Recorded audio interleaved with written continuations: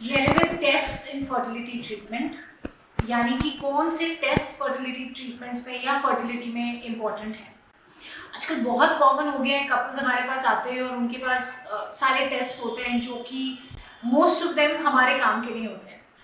तो बहुत इम्पॉर्टेंट है ये लोगों को बताना, अगर आप फर्टिलिटी सेंटर जा रहे हैं या आप कभी टेस्ट करा रहे हैं कहीं पे प्राइमरी हेल्थ सेंटर में, तो आप कौन से टेस्ट करा लें जो कि जब आप फर्टिलिटी कंसल्टेंट से मिले तो आपके काम के हों और यूजफुल हों या हेल्पफुल हों। सबसे इम्पोर्टेंट चीज़ ये होती है कि you have to understand, everybody needs to understand कि fertility is never limited to a single person. It is always a couple's treatment. It's always two people. So बहुत ज़रूरी है कि मेल और फीमेल दोनों के टेस्ट किए हुए रहें और सिर्फ फीमेल पे फोकस करना ही नहीं हो और पता चला कि फीमेल्स के बहुत सारे टेस्ट है और मेल का एक बेसिक स्पर्म एनालिसिस ही नहीं है। सबसे इम्पोर्टेंट चीज़ in a man, viral markers to rule out any STDs, और उसके बाद स्पर्म की जांच, बेसिक स्पर्म एनालिसिस जिससे हमें काउंट, मोटिलिटी, वॉल्यूम वगैरह के बारे में पता चल जाए। ये इतना ही अगर स्पर्म काउंट नॉर्मल है।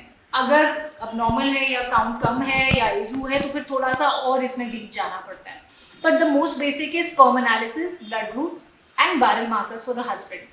फीमेल पार्टनर के लिए बहुत इंपॉर्टेंट हो जाता है कि हम ये देखें कि person is fit for pregnancy या नहीं, इनका हेल्थ स्टेटस इन जनरल सही है कि नहीं, जिसमें कि एक CBC, blood group, random blood sugar, thyroid, prolactin, ये हार्मोन्स, विटामिन D वगैरह बहुत इंपॉर्टेंट है और बहुत मायने रखते हैं फर्टिलिटी ट्रीटमेंट्स में।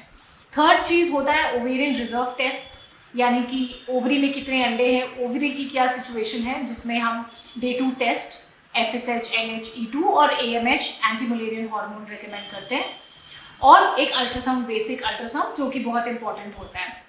तीसरा थोड़ा एक और इम्पॉर्टेंट टेस्ट फीमेल्स में होता है जहाँ की हम ट्यूब्स की जांच करते हैं कि सब कुछ ट्यूब्स नॉर्मल हैं, कहीं कोई ट्यूबल ब्लॉक तो नहीं है, ये रूल आउट करना। So these are the very basic test जो एक कपल जो ट्राई कर रहे हैं, 1 साल से ज़्यादा हो गया और कंसीव नहीं कर पा रहे, उन लोगों में हम रेकमेंड करते हैं। अगर आप 1 साल से ट्राई कर रहे हो और आप कंसीव नहीं कर पाए और आपके ये सारे टेस्ट नॉर्मल हैं, तो आपको IVF में या IUI में जंप करने की ज़रूरत नहीं है। हम लोग सिंपल ट्रीटमेंट से भी फर्टिलिटी ट्रीटमेंट कर सकते हैं। Thank you.